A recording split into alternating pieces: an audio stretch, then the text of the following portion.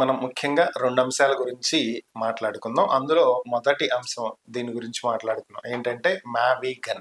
So, ఎప్పుడైతే అమరావతి రాజధానిగా పార్లమెంట్‌లో బిల్లు ప్రవేశపెట్టబడిందో అదే రోజు వైఎస్ఆర్ కాంగ్రెస్ పార్టీ అధినేత, ఏపీ మాజీ ముఖ్యమంత్రి వైఎస్ జగన్మోహన్ రెడ్డి చేసినటువంటి మరొక ప్రతిపాదనే ఈ మ్యావీగన్. ప్లాన్ బి అంటూ ఆయన చెప్పడం జరిగింది. అయితే దీనికి సంబంధించి రకరకాలైనటువంటి వార్తలు, రకరకాలైనటువంటి కోణాలు, రకరకాలుగా చర్చించుకోవడం అయితే జరుగుతుంది. సో ఓవరాల్‌గా ఇది వినటానికి చాలా మంది మాట్లాడారు. ఇది కామెడీగా ఉందని కొంతమంది, అసలు ఇది సాధ్యమేనా అని కొంతమంది, సో మరొక కొత్త రాగం అందుకున్నారు వైసీపీ వాళ్ళని కొంతమంది. సో ఇది అసలు మన నేటివ్ వర్డ్ లాగా లేదు, ఇదే కేరళదో ఇంకొక రాష్ట్రాందో చెందినలా ఉంది అనేది కొంతమంది. సో ఇలా రకరకాలుగా చెప్తున్నారు. ఓవరాల్ గా ఇది ఏ స్టేట్ కో లేకపోతే ఏ కంట్రీకో చెందిన వర్డ్ అనేది పక్కన పెట్టేస్తే ఆయన సింపుల్ గా చెప్పాడు, మచిలీపట్నంలో నుంచి మా తీసుకున్నాను, విజయవాడలో నుంచి వి తీసుకున్నాను, గుంటూరులో నుంచి గన్ తీసుకున్నాను. దానికి ఇంకా కేరళది, కన్నడది, తమిళనాడుది వర్డే ఉంది. సో ఇవన్నీ పక్కన పెట్టేసేద్దాం. సాధ్యాల గురించి మాట్లాడుకుందాం. జగన్మోహన్ రెడ్డి గారు చెప్పినటువంటి దీన్ని ఎక్కువగా నెగిటివ్ వేలో ఎందుకు వెళ్తుంది అంటే, ది బెస్ట్ థింగ్ ఏంటి అంటే, compared to the YSR Congress party social media, TDP, Janasena, BJP social medias చాలా ఎఫెక్టివ్ గా వర్క్ చేస్తున్నాయి అనుకోవాలి. ఇక బీజేపీ, జనసేన పక్కన పెట్టినా కూడా మెయిన్ గా టీడీపీ సోషల్ మీడియా అనేది చాలా చాలా యాక్టివ్ గా వర్క్ చేస్తుంది compare to YSR Congress party. ఎందుకు నేను ఇది అనాల్సి వస్తుంది అంటే, యాక్చువల్ గా జగన్మోహన్ రెడ్డి గారు చెప్పినటువంటి ప్రతిపాదనలో పాజిటివ్స్ ఏంటి, నెగిటివ్స్ ఏంటి అనేటువంటి అంశాలను గనక మనం పరిశీలించినట్లయితే, ఆయన మ్యావిగన్ చెప్పారు. 110 కిలోమీటర్లు మనకి ఉన్నటువంటి రేడియస్. సో దీంట్లో మనం ఈ మూడింటిని కలిపి, 3 ప్రధానమైనటువంటి పట్టణాలని గనక కలిపి మనం దీన్ని ఏర్పాటు చేసినట్లయితే చాలా బెనిఫిట్ ఉంటది అని చెప్పారు. సో దీంట్లో మనం ప్రధానంగా అర్థం చేసుకోవాల్సినటువంటి అంశాలు గనక, ఒకటి మచిలీపట్నం పోర్ట్ సిటీ. ఎలాగైతే వైజాగ్ కి పోర్ట్ ఉందో అలాగే మచిలీపట్నానికి కూడా పోర్ట్ ఉంది. సో ఏదైనా సరే ట్రాన్స్పోర్ట్ పరంగా చూసుకుంటే జల రవాణా అనేది చాలా తక్కువ ఖర్చులో అయ్యేటువంటి అంశం. సో వైజాగ్ ని కనుక మరొక ఏపీలో ఉన్నటువంటి అతిపెద్ద పోర్టు వైజాగ్, దాని తర్వాత కాకినాడ పెద్ద పోర్టే. ఇక మచిలీపట్నాన్ని కూడా అదే స్థాయిలో ఒక పెద్ద పోర్టు సిటీగా డెవలప్ చేయగలిగితే ఇక్కడకు జల రవాణా అనేది భారీగా పెరుగుతుంది. అక్కడి నుంచి మచిలీపట్నం టు ట్రైన్ ఫెసిలిటీ ఉంది, రైలు మార్గం ఉంది. సో గూడ్స్ కి అక్కడి నుంచి ట్రాన్స్పోర్టేషన్ అనేది ఈజీ. నెక్స్ట్ అక్కడి నుంచి రైలు మార్గం. ఆల్రెడీ హైదరాబాద్ టు మచిలీపట్నం ఒక 6 లైన్ వేకి ప్రతిపాదనలు ఉన్నాయి. దానికి సంబంధించి గ్రీన్ ఫీల్డ్ హైవేని ఏర్పాటు చేయాలనేటువంటి ప్రతిపాదనలు ఉన్నాయి. దానికి భూసేకరణ కూడా జరుగుతుంది. సో ఇది ఒక మేజర్ రోడ్ ఇనిషియేటివ్ అవుతుంది. సో అలానే మనకి మచిలీపట్నం టు విజయవాడ, విజయవాడ టు గుంటూరు, ఇది కూడా చాలా పెద్ద హైవేస్ ఉన్నటువంటి పరిస్థితి. Already Machilipatnam to Vijayawada highway ఉంది. ఇప్పుడు అది హైదరాబాద్ వరకు 6 లైన్ విస్తరిస్తే విజయవాడ వరకు ఒక పెద్ద హైవే వస్తుంది. సో ఇక్కడ నుంచి NH16 ఆల్రెడీ చాలా వైడ్ రోడ్స్ ఉన్నటువంటిది, విస్తరించినటువంటి హైవే. సో ఇది గుంటూరు వెళ్ళిపోతుంది. సో చెన్నై టు కలకత్తా ఉన్నటువంటి హైవే. సో రోడ్డు మార్గానికి కూడా ఇబ్బంది ఉంటుంది. విజయవాడని కలుపుకుంటున్నారు కాబట్టి మనకి గన్నవరం విమానాశ్రయం, సో ఇది కూడా అందుబాటులో ఉంటది. సో అన్ని రకాలుగా ట్రాన్స్పోర్ట్ కి అనుకూలమైనటువంటి ప్రాంతం. మీరు సింపుల్ గా గమనిస్తే ప్రస్తుతం కూటమి ప్రభుత్వం తీసుకొచ్చినటువంటి మరొక ప్రతిపాదన ఏంటి, అసలు ఏ సిటీకి కూడా సంబంధం లేనటువంటి ఒక ప్రాంతాన్ని ఎంపిక చేసి, అసలు అమరావతి వేరే ఊరుంది, అమరావతి అనేది ఒక ఊరుంది, అక్కడ ఒక గుడి ఉంది, అమరలింగేశ్వర స్వామి ఆలయం ఉంది, పంచారామాల్లో అది ఒక ముఖ్యమైనటువంటి పుణ్యక్షేత్రం, కృష్ణానది ఒడ్డున బాసిల్లుతున్నటువంటి ఒక అద్భుతమైనటువంటి దేవాలయం. సో ఆ అమరావతిని కాదని దేవతల రాజధాని అంటూ ఒక అమరావతి అనేటువంటి పేరు పెట్టి 29 గ్రామాల్లో ఒక కొత్తగా ఏర్పాటు చేస్తున్నటువంటి అమరావతి కదా. సో యాక్చువల్ అమరావతి వేరే దగ్గర ఉంది ఊరు, కానీ ఇది ఇంకొక చోట ఏర్పాటు చేస్తున్నారు. మరి ఈ అమరావతికి రోడ్ ఫెసిలిటీ ఉందా, ట్రైన్ ఫెసిలిటీ ఉందా, మరి వాటర్ ట్రాన్స్పోర్ట్ ఉందా, అలానే విమానాశ్రయం, ఇవేవీ లేవు. దీనికి సంబంధించే ఇప్పుడు ప్రభుత్వం ఏం చేస్తుంది, ప్రస్తుతం ఉన్నటువంటి కూటమి ప్రభుత్వం సీడ్ యాక్సెస్ రోడ్లు ఏర్పాటు చేసింది. E1, N1, E10 అని చెప్పి రకరకాల రోడ్లు ఏర్పాటు చేసింది. సో అంటే రోడ్డు మార్గాలని ఇక్కడ ఏర్పాటు చేయడానికి పూనుకుంది. దీంతో పాటుగా అసలు ట్రైన్ కనెక్టివిటీనే లేకపోవడంతో రాజధానికి ప్రత్యేకంగా అమరావతిలో ఒక రైల్వే స్టేషన్ కి సంబంధించి కేంద్ర ప్రభుత్వంతో మాట్లాడి దాన్ని ఒప్పించి ఇక్కడ ఒక కొత్త రైల్వే స్టేషన్ ని ఏర్పాటు చేయబోతున్నారు. దీన్నే శాటిలైట్ రైల్వే స్టేషన్ అని కూడా ప్రచారం చేసుకుంటున్నారు. భారీ స్థాయిలో 1500 ఎకరాల్లో ఏర్పాటు చేస్తున్నాం అని చెప్తున్నారు. సో ఆల్రెడీ విజయవాడ అనేది అతిపెద్ద రైల్వే స్టేషన్. సో ఇది ఎప్పటి నుంచో బ్రిటిష్ కాలం నుంచి కూడా ఉన్నటువంటి రైల్వే స్టేషన్ ఇది. సౌత్ టు నార్త్ వెళ్ళేటువంటి ట్రైన్స్ ఏవైనా సరే దాదాపుగా 60-70% ట్రైన్స్ అనేవి విజయవాడ టచ్ చేసే వెళ్తాయి. సో ఇది centre point. South India to north India వెళ్ళేటువంటి ట్రైన్స్ కి విజయవాడ అనేది పెద్ద జంక్షన్, ఇది సెంటర్ పాయింట్, ఇది కీ పాయింట్.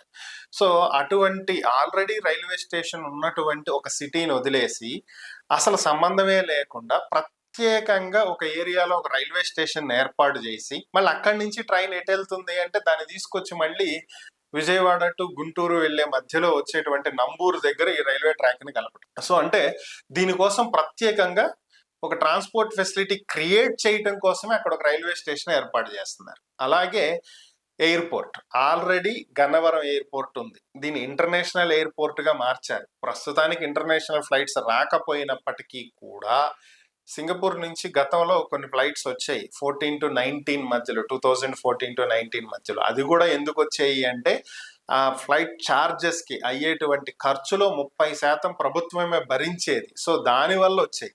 తర్వాత వచ్చినటువంటి 19లో వచ్చినటువంటి వైఎస్ఆర్ కాంగ్రెస్ పార్టీ అప్పటి గవర్నమెంట్ ఈ భారం మేమెందుకు భరించాలి అసలే అప్పుల్లో ఉన్నప్పుడు అని చెప్పి దాన్ని వెనక్కి తీసుకోవటంతో ఈ ఎయిడ్ ని సంబంధిత సంస్థ ఏదైతే ఫ్లైట్లు నడుపుతుందో ఆ విమానయాన సంస్థ వాళ్ళు ఇక ఆపేశారు. సో ప్రస్తుతానికి లేకపోవచ్చు, కానీ భవిష్యత్తులో మరలా ఇంటర్నేషనల్ ఫ్లైట్స్ వచ్చేటువంటి అవకాశం ఉంది.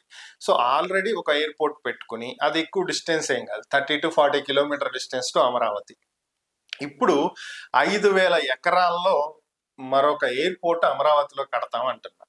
సో దీన్ని అసలు ఎలా అర్థం చేసుకోవాలనేది ఒకసారి ఆలోచించుకోవాలి. ఎందుకంటే ఆల్రెడీ ఫెసిలిటీస్ ఉన్నటువంటి సిటీల్లో ఉన్నటువంటి ఫెసిలిటీస్ ని ఉపయోగించుకోకుండా లేనటువంటి ప్రాంతంలో ఈ ఫెసిలిటీస్ ని మరలా సృష్టించాలి అని చూడటం అనేది ప్రజాధనాన్ని వృధా చెయ్యటమే, అంతకు మించి వేరేదేం లేదు.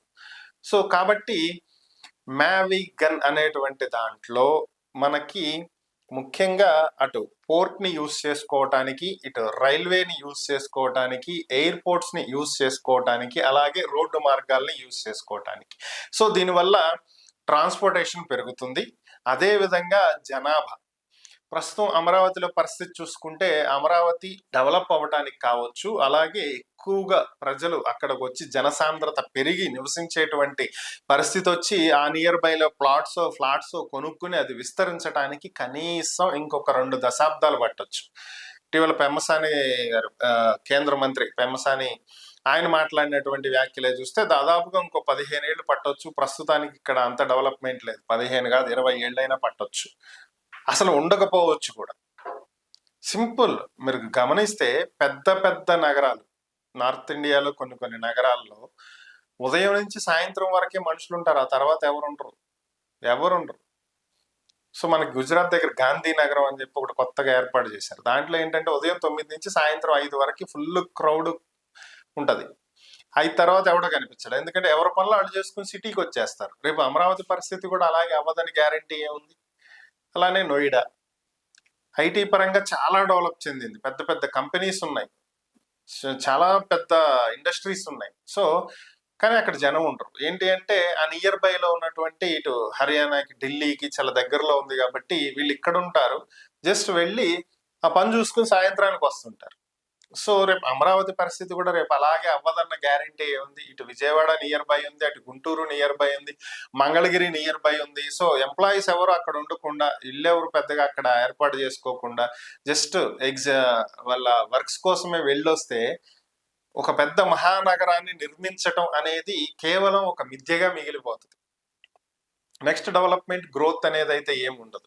హైదరాబాద్ ఏమి ఒక రోజులో డెవలప్ అయింది కాదు, ఒక 5 ఏళ్లలో డెవలప్ అయింది కాదు. Rome was not built in a day అన్నట్లు ఇమీడియట్ గా ఏది ఒక రోజులో సాధ్యం పడదు. ఈ రోజు హైదరాబాద్ ఇంత డెవలప్ అయ్యింది అంటే దానికి కొన్ని సంవత్సరాల తరబడి జరిగినటువంటి కృషి. ఒకప్పటి హైదరాబాదు మనకి ఎస్ఆర్ నగర్, అమీర్పేట్ తర్వాత చూసుకుంటే ఏం ఉండేది కాదు. తర్వాత కదా డెవలప్ అయ్యి కూకట్పల్లి గ్రేటర్ హైదరాబాద్ లో కలిసి కూకట్పల్లి తర్వాత హైటెక్ సిటీ ఏర్పాటు చేసి, ఒకప్పుడు గుర్రాలు పశువులు తిరిగేటువంటి ప్రాంతం హైటెక్ సిటీ, కొండాపూర్, మాదాపూర్ ఈ ఏరియా అంతా. సో ఈ రోజు పరిస్థితి ఏంటి? డెవలప్మెంట్ అయిన తర్వాత అక్కడికి సాఫ్ట్వేర్ కంపెనీస్ వచ్చిన తర్వాత ఇప్పుడు కదా అది డెవలప్ అయ్యింది. సో దాని తర్వాత Gachibowli attach, financial district attach, ఇప్పుడు లింగంపల్లి, పటాన్చెరు, సంగారెడ్డి వరకు విస్తరించింది హైదరాబాద్ సిటీ. సో మరి ఈ విస్తరించడానికి ఇదేమి ఒక రోజులోనో లేతే ఒక 5 ఏళ్లలోనో జరిగినటువంటి కృషిగా దాదాపు 30-40 ఏళ్లు పట్టింది ఇది విస్తరించడానికి. అందుకు భిన్నంగా ఏమి అయితే అమరావతి విస్తరణ అయితే ఏమి ఉండదు, దాదాపుగా అలానే ఉంటది. మరి అప్పటి వరకు ఈ ప్రాంతాలకి రెవెన్యూ ఏంటి? హైదరాబాద్ నుంచి వచ్చే ఒక్క రెవెన్యూనే ఎంటైర్ తెలంగాణని నడిపించగలరు. సర్ప్లస్ లో ఉన్నటువంటి పరిస్థితి నుంచి అక్కడ పాలకులు దాన్ని అప్పులు చేసి భ్రష్టు పట్టించారనుకోండి, అది వేరే విషయం.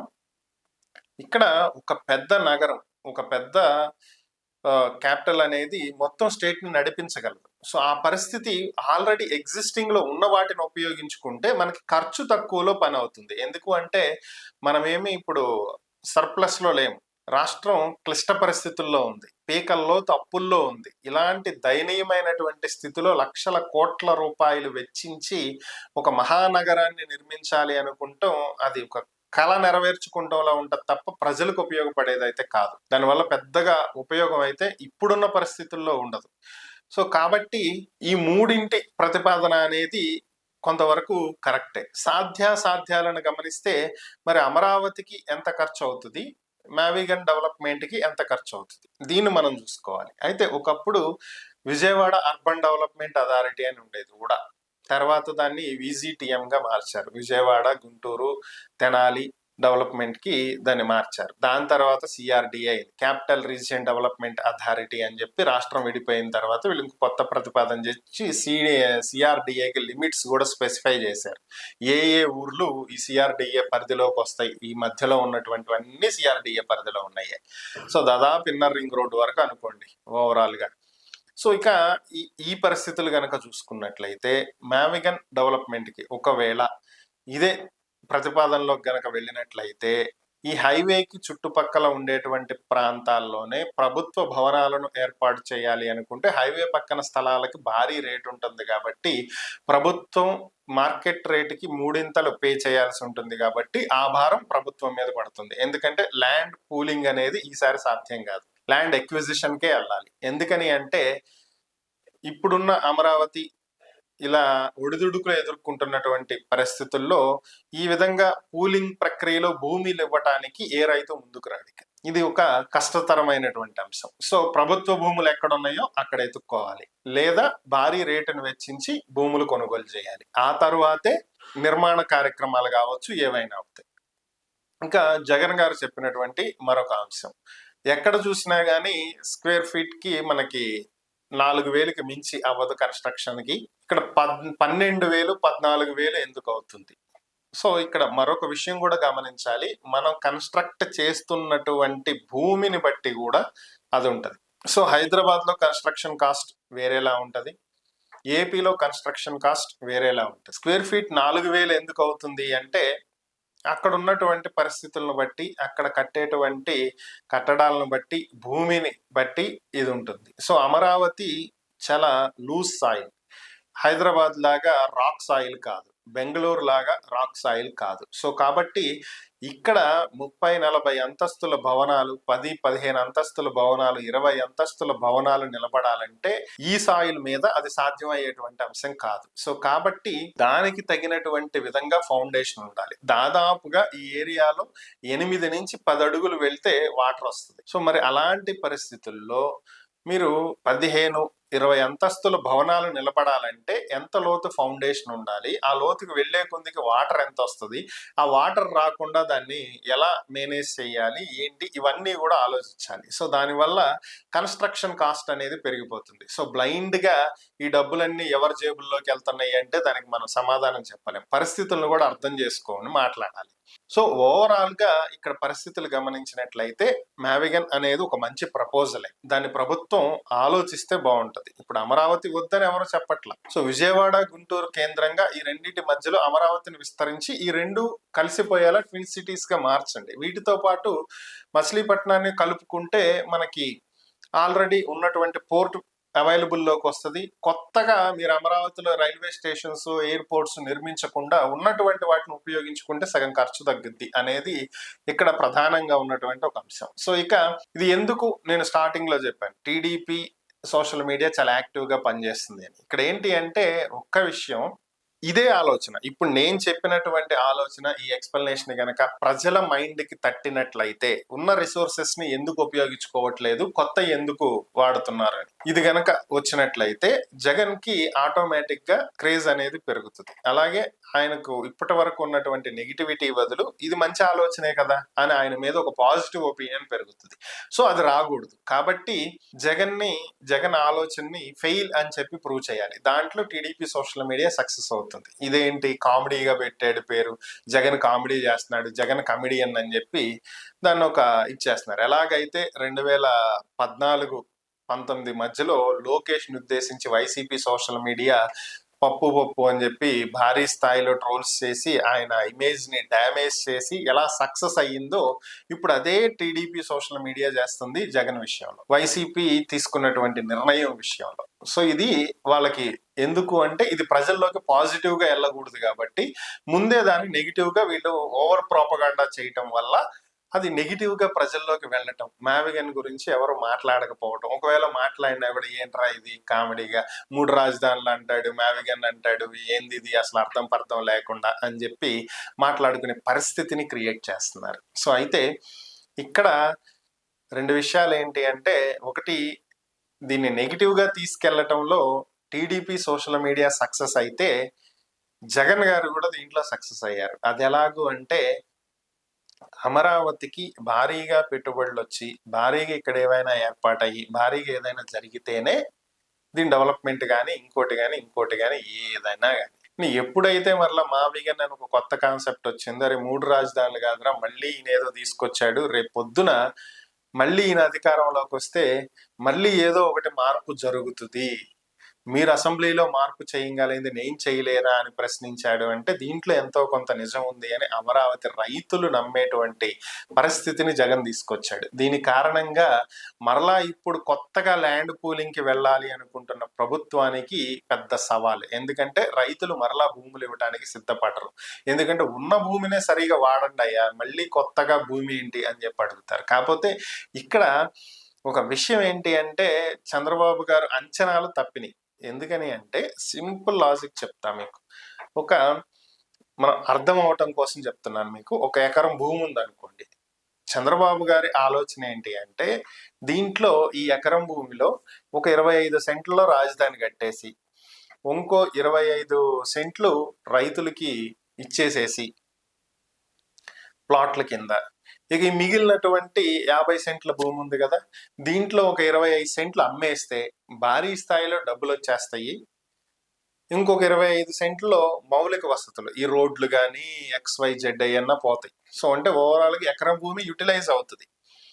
ఒక 25 సెంట్ల భూమి ప్రభుత్వం కింద బిల్డింగ్స్ అవి ఉంటాయి, ఇంకొక 25 సెంట్ల భూమిలో రోడ్లు, డ్రైనేజీలు, కాలువలు XYZ పోతాయి. ఇంకొక 25 సెంట్ల భూమి ప్రజలకి, రైతులకి, ఈ భూమి ఇచ్చినటువంటి రైతులకి ఇచ్చేస్తారు. ఇక మిగిలినటువంటి 25 సెంట్లు అమ్మేస్తే ఇది డెవలప్ అయింది కాబట్టి భారీ స్థాయిలో డబ్బు వస్తుంది. ఆ డబ్బును తీసుకొచ్చి ఈ డెవలప్మెంట్ కి తెచ్చిన అప్పులు తీర్చేయచ్చు, ఇది సెల్ఫ్ సస్టైన్డ్ అని చెప్పి ఆయన అనుకున్నారు. బట్ ఆయన అంచనా ఎక్కడ తప్పింది అంటే, ఏదైతే ఈ కన్‌స్ట్రక్షన్‌కి వీటికి యూజ్ అవుతదో అవన్నీ అమ్మటానికి భూమి మిగలటల్లా. సో, ఇప్పుడు అది అమ్మితే గాని ఇది సెల్ఫ్ సస్టైన్డ్ అవ్వదు. అమ్మాలంటే భూమి లేదు. అందుకు ఇప్పుడు ఆ భూమిని ఎక్వైర్ చేయబోతున్నారు. అమ్ముకుంటానికే భూమి ఇప్పుడు రైతుల నుంచి సేకరించబోతున్నారనేది వాస్తవం. దీన్ని చంద్రబాబు గారు చెప్పుకోలేనటువంటి పరిస్థితి. కాబట్టి ఆయన దీన్ని చెప్పుకోలేకపోతున్నారు. ఇది ఓవరాల్‌గా ఉన్నటువంటి పరిస్థితి. మరి దీని మీద మీ అభిప్రాయం ఏంటో కామెంట్ రూపంలో తెలియజేయండి.